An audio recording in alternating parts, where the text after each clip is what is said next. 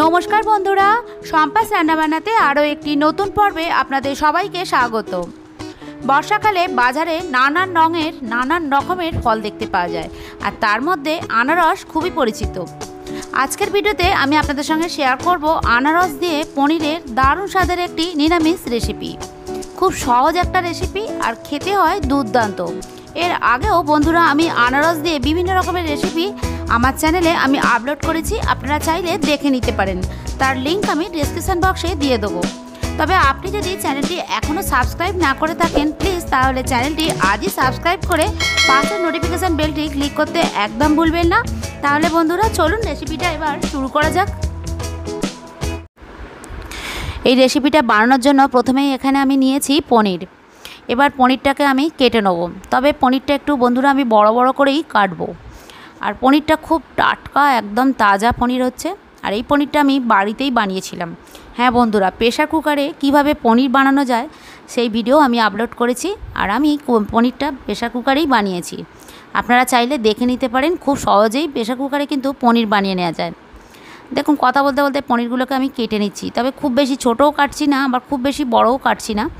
আর এই রান্নাটাতে আমি কোনো আলুর ব্যবহার করছি না, একটু বড় বড় করে কাটলে দেখতেও ভালো লাগে আর খেতে তো ভালো লাগবেই। তবে আপনারা নিজেদের পছন্দ মতো কেটে নিতে পারেন। দেখুন পনিরগুলো আমি এভাবে কেটেছি, খুব বেশি ছোট নয় খুব বেশি বড় নয়। খুবই সহজ রেসিপি বন্ধুরা, আপনারা সঙ্গে থাকুন, শেষ পর্যন্ত দেখুন। এখন পনিরগুলোকে আমি সাইড করে রাখছি। এবার অন্যদিকে ফ্রাইং প্যানে দেখুন আমি খুব সামান্য সাদা তেল দিয়েছি, মানে 1 টিস্পুন। আপনারা দেখতেই পাচ্ছেন। আর এই রান্নাটাতে খুব কম তেল দিয়েই খেতে কিন্তু দুর্দান্ত হয়, খুব বেশি তেলের প্রয়োজনও হয় না। আপনারা সঙ্গে থাকুন, সেই জন্য অনুরোধ রইল পুরো রেসিপিটা আপনাদের দেখার। এখন তেলটা গরম হয়ে গেছে, এরপর আমি গোটা জিরে ফোড়ন দিয়ে দিলাম।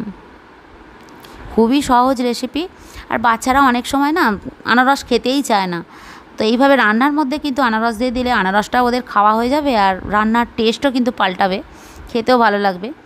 একঘেয়ে পনির খেতে কারোরই ভালো লাগে না, তাই না? পনির তো নানান ধরনেরভাবেই রান্না করা যায়। এই ফোড়নটার মধ্যে আমি কোনো লঙ্কার ব্যবহার করছি না, কারণ এই রান্নায় ঝাল বেশি ভালো লাগে না, তো সেই জন্য আমি আর দিলাম না। এখানে আদা আর কাঁচা লঙ্কা, একটাই মাত্র কাঁচা লঙ্কা বেটেছি, তো আদার সাথেই বেটে নিয়েছিলাম, সেটাই আমি দিয়ে দিলাম। তা আদার কাঁচা গন্ধ না যাওয়া পর্যন্ত এটাকে আমি কষিয়ে নেব। একবার অন্তত বানিয়ে খেয়ে দেখুন, এই আনারসি পনির দুর্দান্ত টেস্ট হয়, টক মিষ্টি দারুণ সুস্বাদু হয় খেতে। আর একবার বানালে এটা আপনাদের রোজই বানাতে ইচ্ছা করবে, এতটাই টেস্টি হয় খেতে। এটা নতুনত্ব রেসিপি। তো দেখুন আদাটাকে আমি কষিয়ে নিয়েছি তেলের সাথে। এবার একটা বাটির মধ্যে 30 মিনিট আগে আমি কাশ্মীরি লঙ্কার গুঁড়ো আর হলুদ গুঁড়ো একটু জলে ভিজিয়ে রেখেছিলাম। এটাও খুব কমই দিচ্ছি এই মশলাটা। কাশ্মীরি লঙ্কা বেশি দিলে একটা লালচে ভাব হয়ে যাবে, সেটা আমি চাই না। আমি একটু হালকা মিষ্টি বাসন্তী রং রাখতে চাই, সেজন্য কাশ্মীরি লঙ্কার ব্যবহার আমি এখানে করলাম খুব সামান্য। আর গুঁড়ো লঙ্কার ব্যবহার আমি করছি না এই রান্নার মধ্যে, কোনো ধনে গুঁড়ো জিরে গুঁড়োর ব্যবহারও করছি না।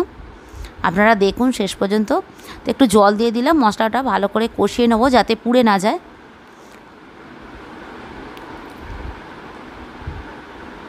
এবার কাজু কিশমিশ বাটা দিলাম। কাজুটা একটু বেশি দিয়েছি আর কিশমিশটা একটু কমই আছে, তো গ্যাসটা কম করেই কাজু কিশমিশটাকে মশলার সাথে ভালো করে কষাতে হবে। জোর আঁচে করলে কিন্তু কাজু বাদাম বাটা পুড়ে যাবে, তার স্বাদটা নষ্ট হয়ে যেতে পারে। আর যে সমস্ত বন্ধুরা আমার চ্যানেলে প্রথমবার এসেছেন প্লিজ চ্যানেলটি অবশ্যই সাবস্ক্রাইব করে পাশের বেল আইকনটি ক্লিক করতে একদমই ভুলবেন না, যাতে সমস্ত রকমের রেসিপির আপডেট সবার আগে আপনার কাছেই পৌঁছে যায়। দেখুন মশলাটাকে আমি ভালো করে মিলিয়ে নিলাম আর পুরোটা ভালো করে কষিয়ে নিলাম। আর কালারটাও কিন্তু খুবই সুন্দর এসছে, দেখুন একটা মিষ্টি বাসন্তী কালার।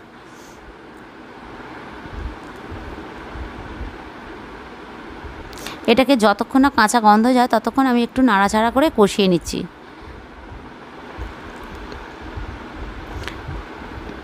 আর ফেসবুক পেজে এবং ইনস্টাগ্রামে একটু সামান্য জল দিয়ে দিলাম। যে সমস্ত বন্ধুরা এখনও ফলো করেনি প্লিজ সম্পাস রান্নাবান্নাকে ফলো করে নিতে পারেন, ওখানেও আমি নিয়মিত পোস্ট আপলোড করি বন্ধুরা। তো এবার সবটা ভালো করে আমি 2 থেকে 3 মিনিট পর্যন্ত ভালো করে কষিয়ে নিয়েছি। আর এটা সম্পূর্ণ নিরামিষ রেসিপি, পেঁয়াজ রসুনের কোনো ব্যবহার নেই। আর এখন বন্ধুরা আমি এখানে হাফ চামচের মতো একটু ফ্রেশ ক্রিম দিলাম। এটা আপনারা না চাইলে নাও দিতে পারেন, ফ্রেশ ক্রিম ছাড়াও খেতে ভালো লাগবে। তো আমার কাছে ছিল বলে আমি একটু দিলাম। তা গ্যাসটা একদম কম করেই এটা কষাতে হবে। আর যে কোনো নিরামিষ দিনে, পুজো আচার দিনেই এটা আপনারা খেতে পারেন, যেহেতু সম্পূর্ণ নিরামিষ রেসিপি। এখন এটা হচ্ছে মূল উপকরণ। আমি মেজারমেন্ট কাপের 1 কাপ ছোটো ছোটো করে আনারস কেটে সেটাকে মিক্সিতে পেস্ট করে তারপর এখানে আমি এটা দিয়ে দিলাম।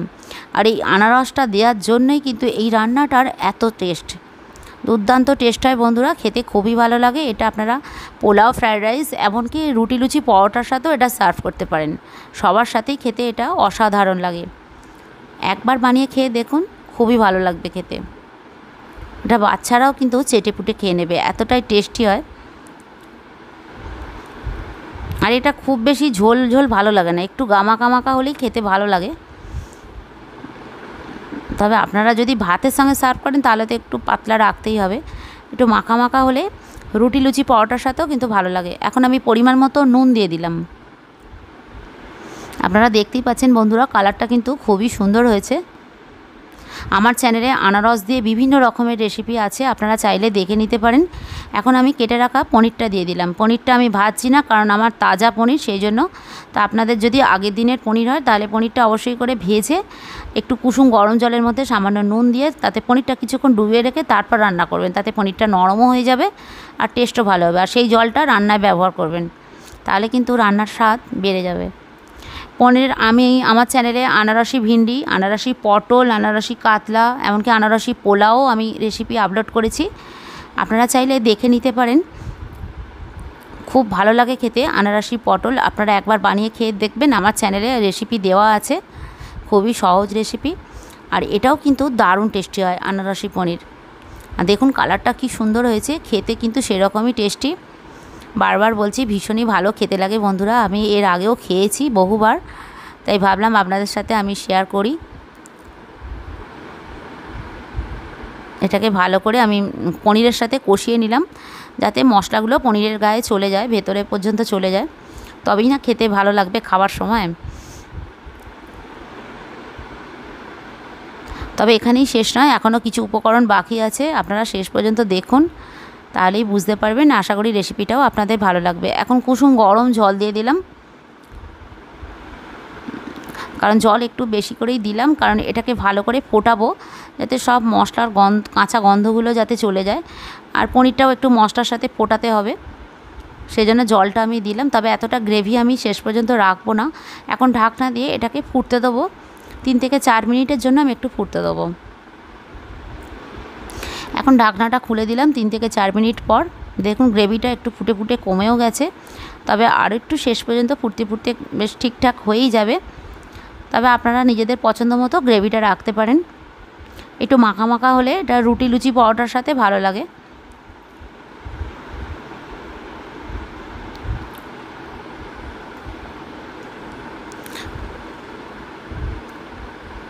দেখুন দেখতে কি ভালো লাগছে, আর পনিরগুলোও কিন্তু খুব নরম, একদম মশলাগুলো ভেতর পর্যন্ত চলে গেছে। এখন আমি একটু কসুরি মেথি নিয়েছি, এই কসুরি মেথিটা হাতে ক্রাশ করে, আমি পুরোটা দিলাম না, একটু রেখে দিলাম।